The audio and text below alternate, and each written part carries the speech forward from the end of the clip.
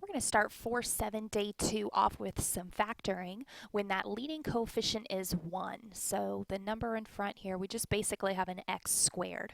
So this is that quick method where we can just split the middle factors of 12 that add to get -8. So we would have two sets of parentheses. We would have our x and then our x, because if we were to FOIL this, the x times the x would give me the x squared. So the next two numbers are the two numbers that multiplied to get the last term, the 12. So think about those two numbers, but then also think about the numbers that would add to get 8, those same two factors of 12. And I think 6 and 2 are going to be just the ticket. And they have to multiply to get positive, so 6 and 2 they would, but those two numbers would add to get +8, but we want -8, so we want both of them to be negative. So go ahead and try these next 4 on your own and then check when you're ready.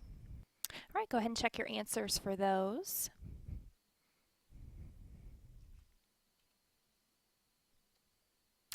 Remember, multiplies to get the last term, adds to get the middle term. Splitting the middle is kind of the way to describe that. All right, so let's go ahead and talk about horizontal and vertical shifts and translations. So again, this should be a review. We've already talked about absolute values just like those, only we're now going to do it with a quadratic. So the first step a lot of times is going to be to find your vertex point. Bear with me on the overlap there. So the vertex point here is going to be the opposite of the inside and any number on the outside. So our vertex is going to be 5 and then nothing on the outside, so 5, 0. And we are going to go and plot our point 5, 0. So go over 5. And then we're going to do the exact same thing that we were doing on the previous lesson of graphing. So remember, it's up 1. And then the next one, it's up 4, and then the next one, so 1, 4, 9, 16, all those perfect squares. So the next one would be up 9. And then we mirror image it. So this was our vertex, so we go over here, and then we go over here from up 4, and then up 9. And then we would draw our parabola. And it sometimes can help to maybe do a different color. And then we're going to write what happened. So how did it transform? And you can look at your original to your new, and we can see that it moved right. And we would say how many it moved right. Right, 5. And that would be all that we would do. So let's move on to the next one. Our vertex point first, so nothing with the x, so 0. And then 5 behind it, so 0, 5. So we plot our vertex point first up here at 1, 2, 3, 4, 5, 0, 5. And then we go up 1 and 1 to the right there. And then when we go over 2, we know we go up 4. And we can't go up anymore or it'll go off the graph. And then we make our mirror image over on the other side. So it makes our parabola shape, and then you draw your parabola. It's kind of hard to do with mine, so that's why I didn't do it on the first one. And then last thing we're going to do is say what happened. And it moved up. And it moved up 5. All right, so I want you to try these next two on your own. First step, write the vertex, then graph them, then say what happened. All right, so let's double check 3 and 4. So should have started at, do the opposite of the inside, so -2, 0, and then gone up 1 over 1. And then if you want to go from there, you can go up 3 over 1, which is really like you're up 4. Or you can just continue, go over 1, go up the 1, go over 2, up the 4, go over 3, up the 9, if that helps. And then look to see what happened. Well, it looks like we moved left 2. On this next one, two things happened. We started at 1, -3. And so that means we moved right 1 and down 3, and then make sure that when you go from your vertex point over 1, up 1, over 2, up 4, over 3, up 9, to get that same parabola shape. No stretches or compressions. All right, let's move on. So we're going to go the other way now. We actually have it graphed, and we're going to say what happened and put it back into the vertex form. So let's go ahead and first just identify that vertex point. That's kind of what we do on both. So here's our vertex point of our new one. The original is the blue, the parent function. So it looks like we went over 1, 2, 3, 4, 5 and down 3. So right 5, so our vertex is 5, negative 3. Make that red so it matches that graph. There we go. All right, so to go ahead and put that back into that function form, it would be f of x equals, and it's going to be x, and then it's going to be the opposite of that positive 5. So here was our positive 5, so it should be a minus 5 inside of our parentheses because it's opposite thinking. And then the minus 3 goes behind. So there it is in vertex form back into that function. And then we're going to say what happened, which we can tell from our graph. From blue to red, we went, again, right 5 and down 3. So we would just say those two things. Right 5, down 3. All right, we'll do one more together, and then I'm going to have you try 3 and 4 on your own. So first step is going to be that vertex point. So let's go ahead and identify it. And it's not 5, negative 3. We moved, it looks like left, 1, 2, 3, 4, 5, 6, 7. So that number is negative 7. And then up 1. So negative 7, 1 is the vertex point. So again, putting that back into our function form, we're going to do the opposite. So instead of a negative 7, it should be a plus 7 in there with the x. And then the plus 1 out back.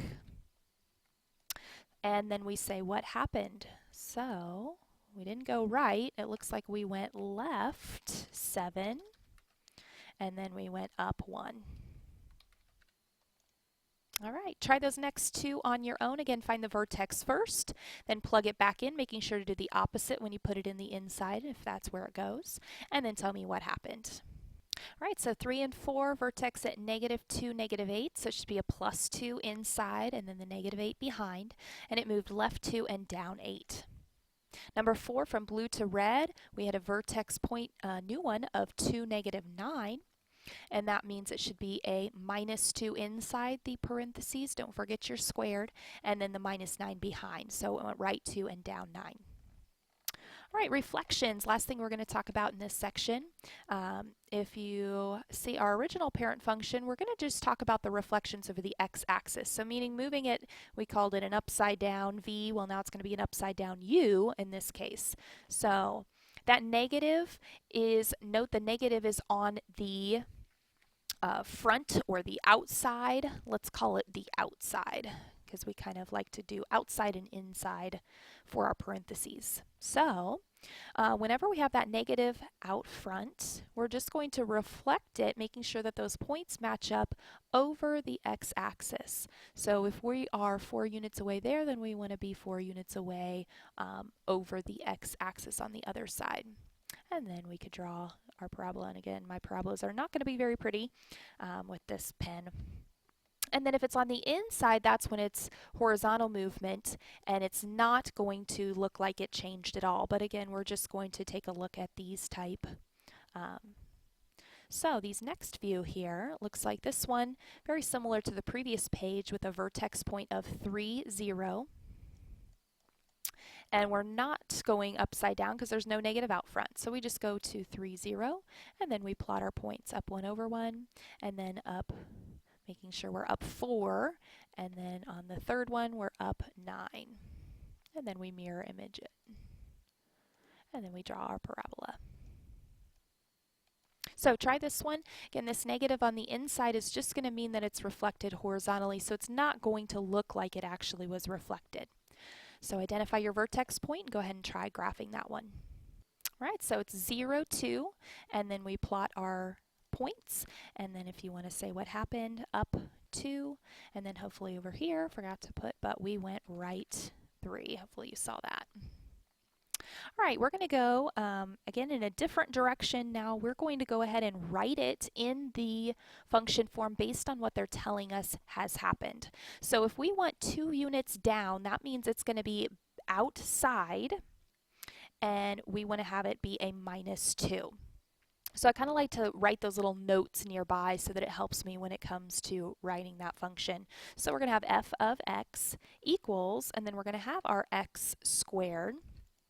And then behind it is where we have the minus 2 to take it down 2.